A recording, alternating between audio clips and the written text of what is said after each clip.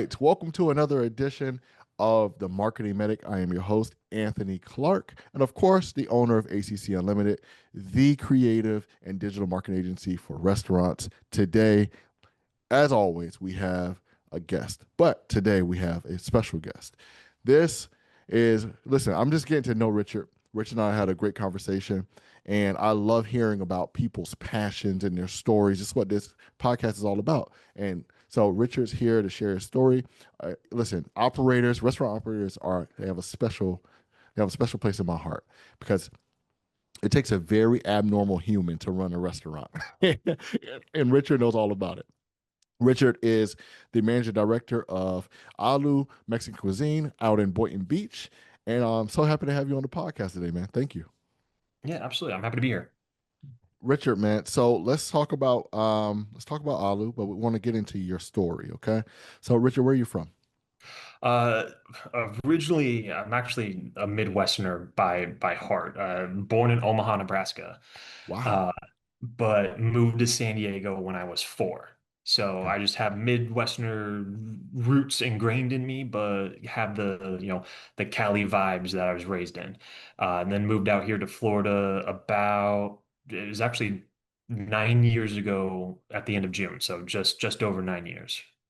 Wow. So what prompted the move to South Florida?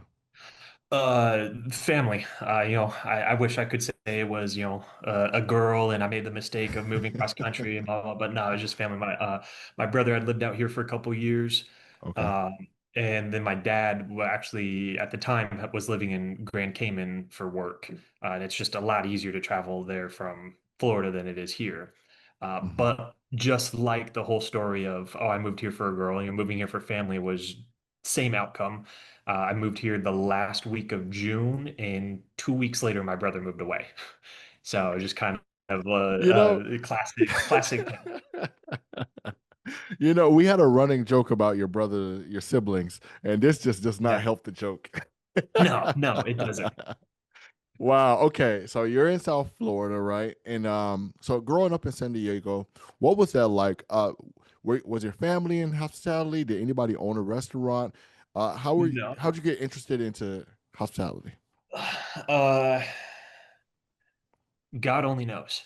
Um, so my family in a nutshell I mean, my parents are like you. They're marketers by heart. My dad, he has a master's in Shakespearean literature and Wow. realized that unless you're going to become William Shakespeare, it's an absolutely useless degree to have. And he kind of in college got into the college radio broadcasting system and was on air there, and then just kind of progressed his way through the radio scene in Omaha. Ended up joining Clear Channel in Omaha as a radio DJ. Moved his way into sales, worked his way up, yada yada yada. Uh, has Was in radio until the day he retired. My mom, same story, started in radio, ended up leaving radio and went to TV, as most people did, and then was in TV for about 10 years, working for Cox Communications and Time Warner Cable out in San Diego, and then left Time Warner and became the president and CEO of the Better Business Bureau of San Diego. Beautiful. So I guess she's really kind of the one that kind of taught me how to properly treat people. Hmm. The Better Business Bureaus they're phenomenal at kind of making sure businesses are acting in a really kind of an ethnic or a proper manner. Right. Um, but nobody. Really the only history of restaurant work in my family was my mom worked for an A&W root beer stand in high school, 50 years ago. Uh, but I was just that weird kid. I always enjoyed growing up having the family centric dinner. We were a large family, Hmm. but we were a very busy family. It's me. I have one brother and I have three sisters.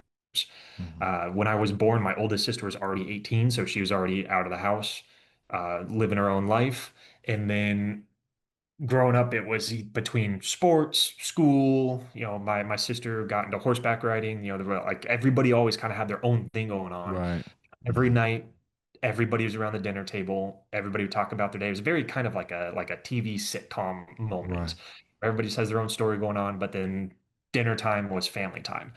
And it was great, and I loved it, and it kind of instilled a passion to kind of have that connection and grow stories or tell stories around around the dinner table and around food, and it was always like food focused, which Yeah. was great, even though nobody in my family can cook for to save their own lives. Uh, and then unfortunately, my parents divorced when I was 13, and that kind of whole family dynamic of dinner just like disappeared overnight. Mhm. Um, my brother, all my siblings are technically half siblings. So it's like my brother lived with my dad, my sister lived that was still in the house, lived with my mom, and then I just went back and forth between the two. Um, but it just never really was the same. And so I kind of lost my way for a little bit, in the sense of my passion and my desire. I went through high school and college. I was, for lack of any better term, I was a skate rat growing up. So I was always out. I was a 90s kid where did wake up in the morning at 9 o'clock. I'm out the door by 10, and my parents wouldn't see me until 8 o'clock at night, but they Yeah. wouldn't have anywhere in the world. They're just like, oh, the street lights are on. He'll be home soon. Yeah. Um, didn't get in any like major trouble, but just wasn't always doing the right thing. Right. There's Uh, a good movie, I believe, with I want to say Jonah Hill produced about that. oh yeah, it's You ever a seen it? A24 film. Yeah, yeah, yeah. Yeah. No, great. I mean, pretty much just like that, just minus all the kind of crazy stuff that they do. I Yeah. wish I knew that. I think it's like movies like 19, it's like 90 or 1980 something. something. Something Yeah. like that. Yeah. Yeah, great film. Yeah, for Any sure. any film that's produced by A24 is gonna be a good one. I agree. Uh, I agree.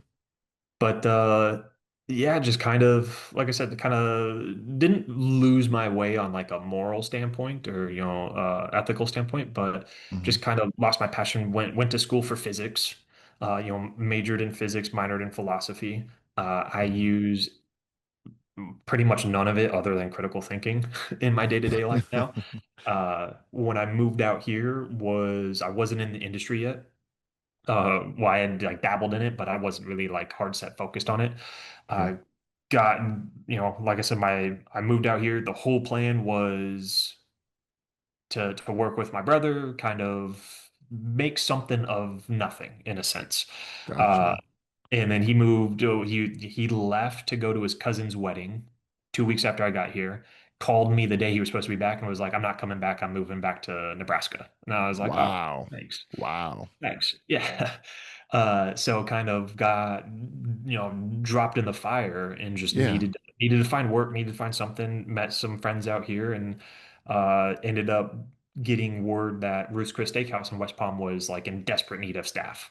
Okay. And I was like, okay, I was like, I'll work in a nice steakhouse. Like, why not? Like, make it something simple. Started off as a host there, and within 14 months had worked every single front of house position and had landed a job as a dual role manager, which was the first that the company ever had for their North Palm location. Wow. So it's Wow. handling both the operational side as well as the private dining and catering side. So I had to do a lot of just like number stuff, but then I had to do all the marketing, all the planning, all the fun stuff that they say. Um, and did that for a little bit. Left Ruth's Chris, joined a locally owned Italian restaurant that has a couple locations here in South Florida. Hmm. Uh, Worked with them, started with them in 2018, into 2018. Hmm. The COVID hit, Oof. helped them get through the pandemic, helped them open one location, got it through the pandemic, started helping them open a second location, but then they kind of put it on pause because of the pandemic and Yeah. all the chaos that brought. Right. And then at the tail end of it, kind of the back of my mind during all of this, the whole journey kind of re-sparked my love for food in the industry Gotcha. and connecting with people around the table. And I'd always been kind of tickling my family's ear of like, hey, like, I want to, I'm back to my dream of wanting to own my own restaurant. Hmm. Uh, and being from San Diego, well, the other part of that story is always Mexican food down here is atrocious. Yeah. Uh, and Comparatively, finally, comparatively, yeah, you yeah, can't get comparatively. better. You're in San Diego. I mean, Yeah, yeah, it's unfair. comparatively. I'm sure there's I've had Mexican food in South Dakota, and I'm not even really sure if I could call it Mexican food. It's just like they kind of just like threw stuff on things. Um, but yeah, comparatively, it's abysmal. And then the time finally came where I left the restaurant little group that I was working for, called my family and was like, hey, I'm gonna start my own Mexican restaurant. Uh, and then kind of it just been, it took about 3 years from just under 3 years from that conversation to us having our doors open. Wow. Uh, And what year did you guys open your doors? we opened on the day after Thanksgiving in 2023. Wow, So it's wow, been wow. just over 18 months. Good, man. Well, you passed the first test, right? We talk about the numbers on this podcast a lot. Was it 80% of restaurants don't make it past their first year, right? Oh yeah. So, yeah, listen, man, that means you're a star. That Yeah, means you're a star. I'm a really small star, but I definitely am a star. Yeah, you definitely are a star for sure. So let's talk, right? So you got bit by the bug, right? You've always wanted to own your own restaurant for your entire life, and then that want and that dream kind of rekindled after leaving that group that you were with, and then you have the idea of Alu, and so you're thinking Mexican food because you loved it from San Diego, right? Tell us about that process. How do you go from dream to concept to opening your doors? Let's talk about that process. Uh, I mean, fairly simple process. Ultimately, well, I guess I can say it's a fairly simple process because I've done it now. So it's like if I have to do it again, I know what to do. Yeah. Um, so I mean, I had a concept in mind, right? Like I knew ultimately what cuisine I wanted to do, and we really pride ourselves on not being Tex-Mex. Yeah. We like to have Hmm. more traditional. We have some people will say maybe a too limited menu, Hmm. but we subscribe to the philosophy of like we'd rather do a few things exceptionally well all the Yes. time Yeah. rather than a lot of things just okay. I love Like that. perfect example is Cheesecake Factory. They have, you like to read, they have a book for their menu. Yes. And I always tell people I've had my share Cheesecake Factory. I've never had a bad meal at Cheesecake Factory, but I've never had an exceptional meal at Cheesecake Factory. It's always just good. Yes. Yes, Uh, indeed. so we're like I partnered with a chef. He was actually he's retired out of the industry now, but it was a chef Wesley Newsom, and he was actually my sous chef when I was managing at Ruth's Chris. So we'd always stayed in touch. Reached Got out it. to him, see if he was interested in bringing on taking on a new project, uh, and going from there. Great thing Mhm. about Chef Wes is he's phenomenal at mimicking flavors. Bad thing about Chef Wes is he had only left the state of Florida twice. And once was to Mm. go to Georgia and once was to go to Dallas, Texas. So Wow. he never really had, in my opinion, proper Mexican food. So of course I had to take him out to San Diego. We were there for 3 days and we probably went to no less than 4 dozen Mexican restaurants. Like it was pretty much like go Wow. to one place, eat a taco, go to the next place, eat a taco, go to the next place. And it was just 3 days of nonstop eating. Um, just so we can kind of get an idea of what the flavors are like and Right. how things are done and how a taco in terms of San Diego or like in street taco is if you get a carne asada taco, it's steak, onion, cilantro. You Hmm. put your own hot sauce on it. Yeah. Anywhere kind of outside of those border states, you get a carne asada taco and it's going to be like steak, sour cream, Yeah. cheese, Hmm. lettuce, Hmm. like it's fully loaded. And it's like, no, you don't need all those flavors. It just kind of like convolutes the pot and you Yeah. you can't really, get what you need to get from it. Yeah. Uh, And let me tell you, your carne asada taco is what stood out to me the most. I yeah. mean, it looked amazing. I said, Jesus, I need that. Yeah, so it's super simple. You know, we marinate it for a minimum of 24 hours. Sometimes depending on the quality of meat, we have to marinate it for a little bit longer just so all the, you know, we marinate in orange juice of all things.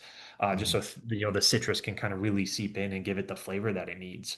Um, but yeah, so it's like once you have your idea of a concept, next thing is if you're like me, I'm strictly front of house. I always tell people when they ask like, "Oh, do you cook?" I'm like, if I cook, we wouldn't have made it the first month, let alone the first year. Mhm. So had my concept, found my chef, put him to work on developing the menu, and then from there, it's building kind of your identity. Yeah. Um, I am by no means an artistic person. I don't even pretend to be an artistic person. Like if you're like, draw me a picture of a boat, you're getting, you know, a 2-year-old sketching of a boat.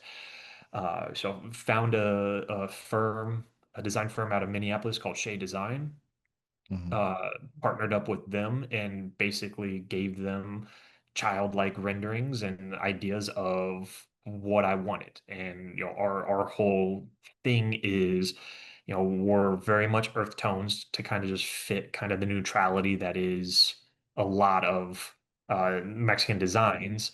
And then we have our kind of signature colors, cobalt blue. So we have just little bits of cobalt blue kind of spread throughout everything. Uh, but the focus of everything is the food. Hmm. So, you know, you go to places, you know, like the big shtick with Tex-Mex is, you know, like the candied skulls, you know, a lot Yep. of bright colors everywhere. And it's like, okay, Yep. cool. Like you're celebrating Day of the Dead, but that's Yeah. a day within the Right. culture. You know, there, Hmm. you don't go to Mexico or like Tijuana, which I've spent too much time at. You don't go to Tijuana in February and see, you know, all these bright colors everywhere. Yeah. Right. Uh, and Hmm. and so everything should kind of be like when you're looking at it, it's elegant, it's nice, it's upscale, you can appreciate it. But then it very quickly becomes a background character to your dining experience. Yeah. And then the food becomes kind of your focus. And then we also happen to be on more or less a private lake. So you get to just sit there and enjoying the Beautiful. serene nature around you. You know, Yeah. I always tell people like we're like an oasis within Boynton Beach. Like you have the chaos of the day to day, and you can just come here and kind of forget that you're even in South Florida, other than the extreme humidity and the heat and the random thunderstorms that will roll in. But we do our best to just kind of get an atmosphere that everybody can just be relaxed, decompress for the day, and Hmm. then get them phenomenal food in front of them. Yeah. I love that. I love that, man. So what I hear is I hear extreme strategy. I hear something that I don't hear a lot from other restaurant owners or restaurant operators or just entrepreneurs in general. People jump off the porch and they're like, I want to do this thing. I have no idea how. And I kind of just Yeah, trying to make it no happen. plan, no Yeah. sense of a No concept. Yeah. plan, nothing. Right. You, on the other hand, you got a plan. You knew what to do. You know what steps you had to take. Are those lessons that you've learned from your career at like Ruth Chris and uh yeah. Yeah, I mean, a lot of it is, I mean, in terms of the operational side or like our staff training, you know, steps of service, things like that. Hmm. A lot of that is from my experience in the industry, but also my history of just being a diner in general. I love to go out to eat. I love experiencing new restaurants. Um, you know, San Diego has a very kind of different form of serving as they do kind of on the East Coast. The East Coast is very, we'll say like proper, very kind of uppity, like, you know, your server is your server type Hmm. sense. Uh, in Out in California, your server is more of like your friend who is taking care of you. Mm. And I like that. It's easier to connect to somebody when they're viewed as a friend as opposed to like you know, a server or a servant, I should say. Mm. Hmm. Um, but then also a lot of it's like you said, like 80% or you know 90% of restaurants fail within the first year. And it's just kind of doing research throughout kind of, you know, my interest in it. And a lot of the stuff is ma and pa restaurants do fail drastically hard within the first year. More so, and it's a very kind of skewed metric in my opinion, because you don't get a lot of people like me. Like I'm 33. I just turned 33 at the beginning of July, and I was 30 when I started this project. You don't get a lot of 30-year-olds that are like, hey, I'm gonna open a brand new concept from Right. scratch, build it from scratch, see what I can do. More often than not, you get, we'll say Bob and Sally, Yep. who are in their late 50s, early Yep. 60s, retired from their, Bob was a pediatrician and Yep. Sally was a marketer. Hmm. And Sally has a really good green bean casserole recipe that all of her friends love. Yep. So they need something to do with their time and they need just a little, they got their nest egg to start their own business. So they're going to open a little cafe restaurant. You can't open a restaurant with one item. It's like Hmm. you can have a limited menu, but if somebody walks in and you only have green bean casserole, Hmm. unless they really love green bean casserole, they're most likely going to walk out. So Right. Bob and Sally, they decide to just pick other random things to throw on the menu, but they don't have any expertise in it. Yeah. Uh, Nor do they have any expertise in the hospitality side. Um, I picked pediatrician for Bob specifically because, I mean, you go to the doctor. Anytime I've ever been to the doctor, I've always felt like I'm like it's like talking to customer service for your cable company. Like you're just a number. Yep. I've never had a doctor keep an appointment time. I've never been, I've been treated nice. Like my doctor's always been nice people, but they haven't been gracious people. And Yeah. those are two vastly different things. I Um, agree. Hmm. but and more often than not, like doctor's appointments at 12, you show up at 12, they finally see you at 12:30, and it's like, okay, like you're already right off the bat not being a gracious host. Yeah. Um, so it's Yeah. just kind of taking a lot of different lessons from life in Hmm. how I like to be treated, but then how I see society as a whole no longer treating other people.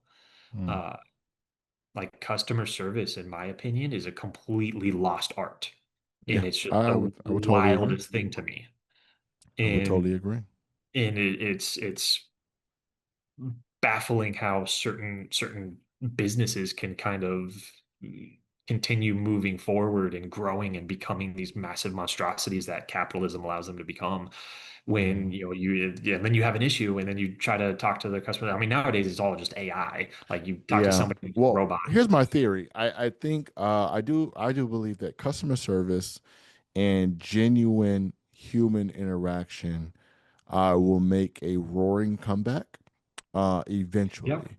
I do think the more optimized we get, the more automated we get, the more AI efficient we get, the craving for a human will rise. I think we might get to the point where you actually want a salesman knocking at your door, like trying to But I sell you mean, yeah, cable. yeah, I agree, and I feel like one thing that really helps is like anytime I call any customer service like number, it's always an automated system, and I just sit there and I'm just like operator, Yep. agent, like I don't even hit buttons, I just yell into the phone. Right. Um, in it's like what's coming to my mind right now is there's the old Twilight Zone episode of the guy who like he's alone on the moon and like we're a species like we need human interaction whether Hmm. we like it or not. There's people out there that hate humans. They're like, oh, I can't stand other people, I want to live in the mountains, but it's like you still need some form of human interaction. Yes, indeed. um so yeah, I mean, I always will always want to talk to a human over a robot. And I'm sure there will be a time where I'll be like, hey, yeah, like if there's a salesman talking on my door, sure, I'll talk to you for 5 minutes. Right. I might know Yep. in the first 10 seconds if I want to buy what you're selling, but it's like, Right, oh, exactly. yeah, Exactly. Listen, man, I think with Theodore Roosevelt that says the handshake of the host dictates the taste of the roast. yeah, Yes. So thank you for sharing your story, man. It's been beautiful hearing about inspiration. I think something that I've learned from you thus far is just strategy, having a plan, using your past experiences to map that plan out and following it. I loved how you spoke about, all right, I'm from San Diego. I love these flavors. Let me hire a chef. I don't cook. My family doesn't cook. Let me hire somebody who does cook and has a great sense of flavors. Take them back home, have him learn, and then help me get started. That was one. I love that you did the research, right?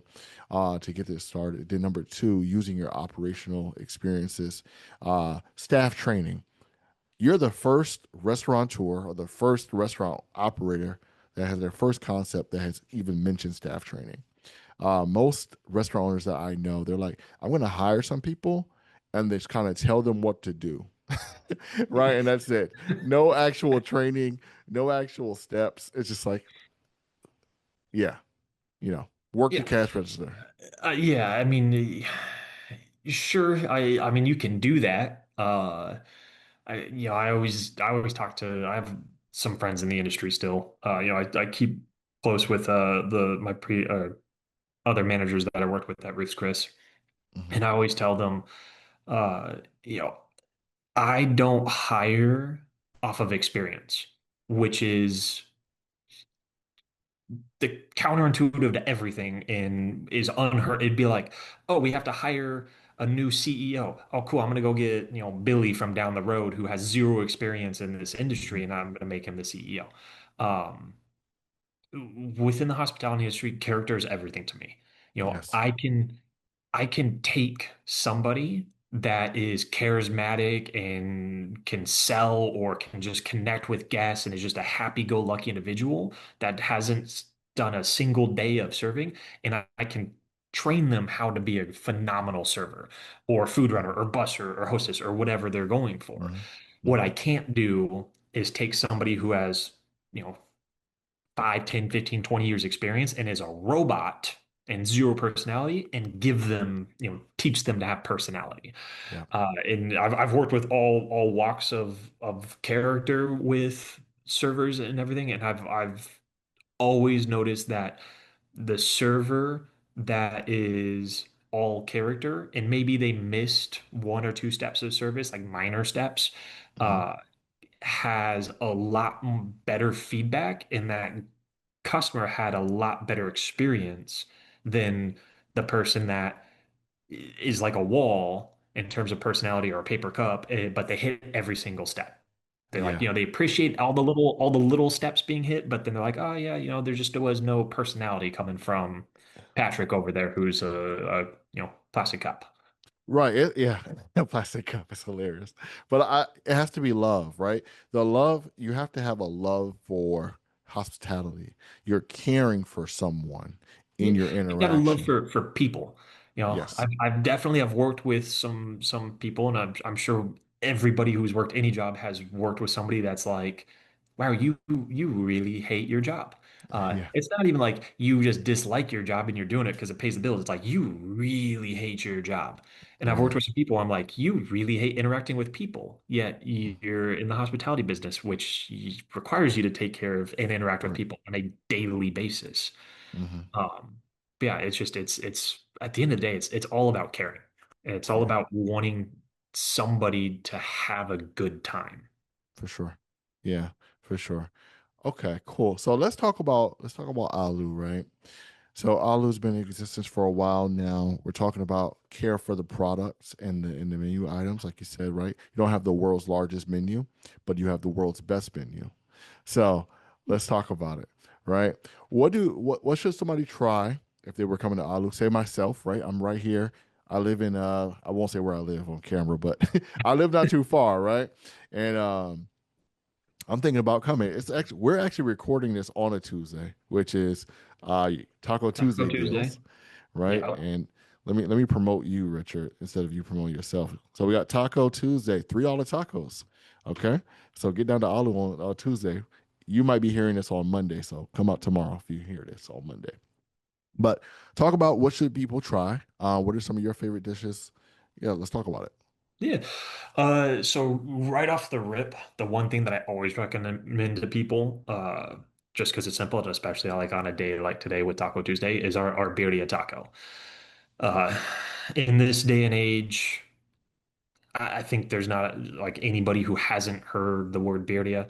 They're like it's all over the place. Hmm. Any place that has tacos has this style of taco. Yes. Uh, we do ours kind of keeping to the real traditional Mexican cuisine. We do ours a little different. Uh, so birria is the style the taco is done in, and it can be done in with multiple different proteins.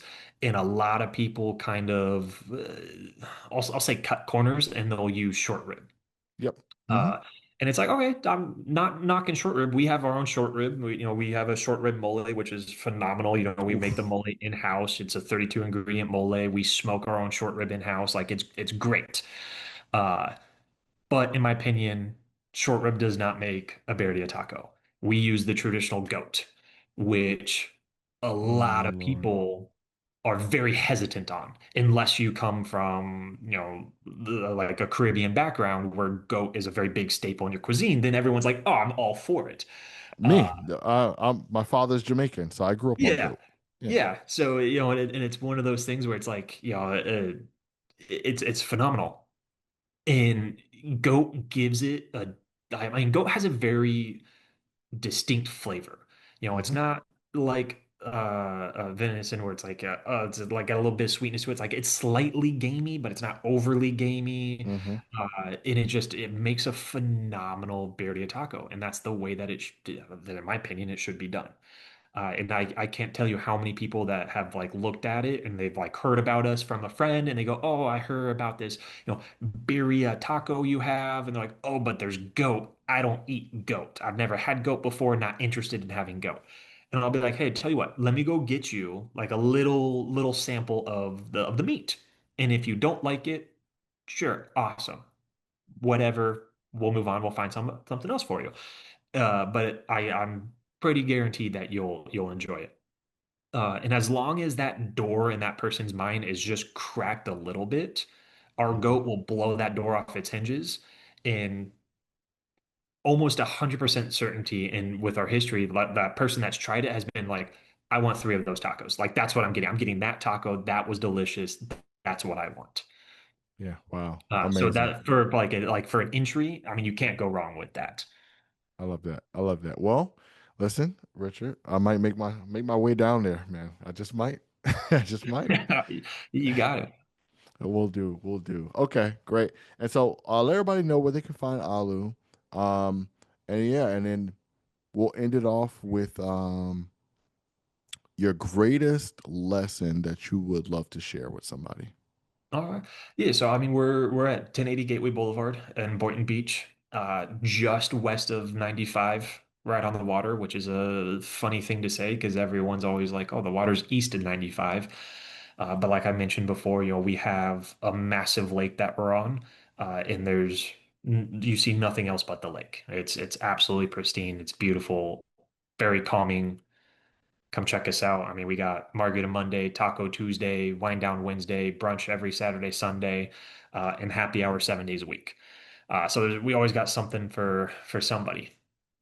Um, but I guess I'm thinking about it. The best lesson that I've learned so far doing this project, Hmm. uh, I mean, it's kind of going back to, as you said, like having a strategy. It's you absolutely need to have a plan. And your plan isn't so much of what is my plan to do tomorrow or what is my plan to do for the next week. The plan is what's my week plan, what's my month plan, what's my rest of the year plan, what's my 3 year plan. I mean, it's kind of going back to like if you ever took a business class in middle school or high school and they're like, Yep. what's your 10-year plan? And you're like, this is silly. Why would I? It's not silly. Like Yeah. it serves a purpose. But more importantly, is you need to have a plan for when your other plan, your actual plan that you want, inevitably fails, because Yeah. it will fail. We had, I can't tell you how many times I've had to redo my plan, and I've had contingency plans, and I have best case scenario plans. I have worst case scenario plans. I have, can we operate this with one person plan, even though that makes no sense to do? It's like, but I haven't. And Mm, like if you ever read The Art of War, mm, there's a quote within it where it's like, no plan survives contact with the enemy. mm. Guests are not by any means my enemy. They're my friend.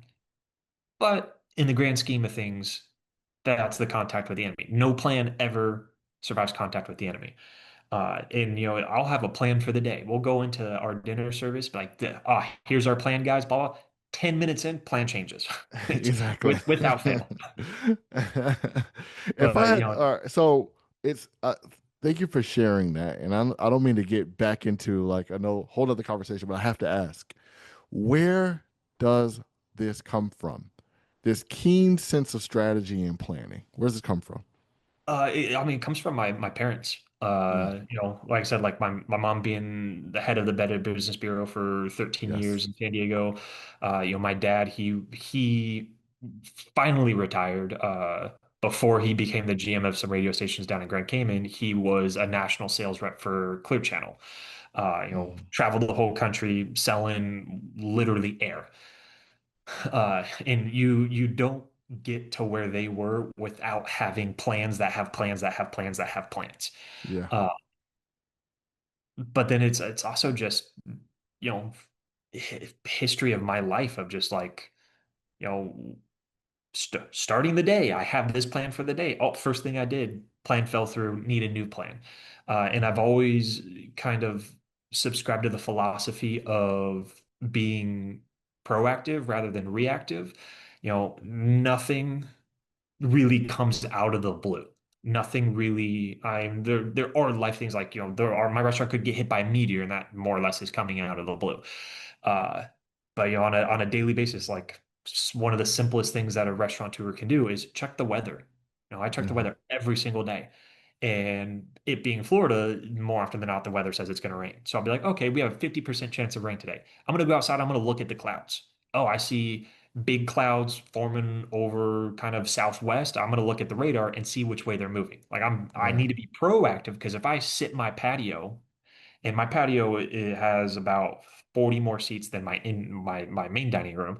So it's like if I sit in my patio and it starts pouring like it does in Florida, We're gonna I be in can't trouble. get all those people inside. So it's like Right. I need to be proactive and I just needed to let people know like, hey, we do have a forecast of rain. Rather than being reactive, it's the reactive people that kind of start letting a lot of things fall through the cracks, and Hmm. then you're just playing catch up the whole time. And if you're playing Right. catch up, the world doesn't stop turning. You'll never Yeah. actually catch up. So you Right. need you need to be ahead of the game and then let the world catch up to you. I love that. Thank you. Thank you, Richard. That was excellent. That was excellent. All right, Matt. Well, thank you, Richard. I appreciate your time. Yeah, This no, was I an appreciate you having excellent me. episode. Yes. Yeah, come back, please. Yeah, Come back anytime. when you open the second olive, because I know that's in the plans. One of the plans. Oh, it's absolutely advised. We're actually not to get too ahead of myself because again, this is my plan, and I'm sure my plan is gonna need 7,000 renditions. Um, we're actually looking at a spot in Fort Lauderdale on Thursday. So Hey, nice we man. have we Nice. there's always things in motion, but Hmm. it's always finding the right spot is always key. Yes. Yeah. Super key. I mean, right? Lesson number one in restaurant business. Location, location, location. Oh Yeah. yeah. Well, thank you, man. Well, I'm looking forward to that. Thank you for your time, man. It's been a great episode. Listen, I'm pretty sure people have learned a lot because I know I have, and I'll take some of these lessons and hide them in my heart, man. Listen, if you guys are listening, listen, subscribe, share, like all the things that the kids do on YouTube. You guys should do too, please. We appreciate your efforts and your support. Thank you, guys. We'll catch you on the next episode. Peace, blessings, cheers.